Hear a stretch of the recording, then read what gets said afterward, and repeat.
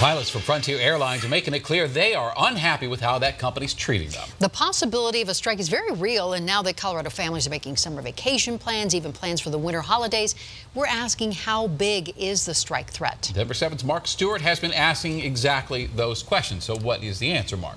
So, Shannon, as far as a strike, a potential strike, we'd be looking at the end of July at the earliest. But several things would have to happen before the pilots walk out. You have to keep in mind, negotiations with Frontier have been going on for 3 years now. And the pilots stress they see a strike as a last resort. This is not something they want to do. They do want the National Mediation Board, though, to declare an impasse.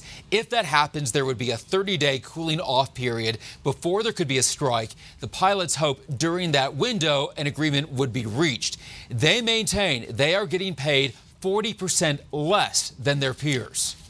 We feel what the company has been asking for in terms of further concessions on top of the $50 to $60 million of concessions that we gave to keep this airline in business back in 2011 is enough, and we have not been acknowledged for our contribution to the success of the company.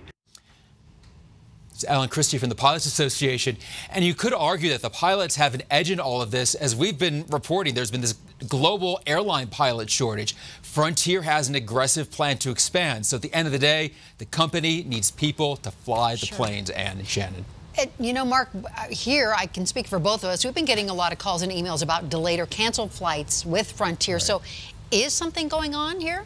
Well, if you talk to the pilots, in their eyes, the airline's growth plans are taking place with not enough staff. So if there is some kind of hiccup in the system, whether it be a mechanical issue or a weather delay, it's hard to bounce back. In fact, we asked the pilot we talked to today to kind of describe the situation.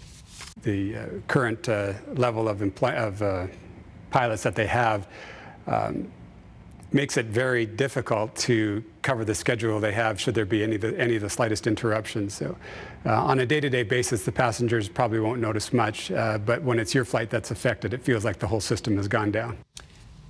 And we did reach out to Frontier today. A spokesperson says they are engaged in negotiations. They are hoping for an agreement. You can read Frontier's entire response for yourself right now on thedenverchannel.com. Back to you.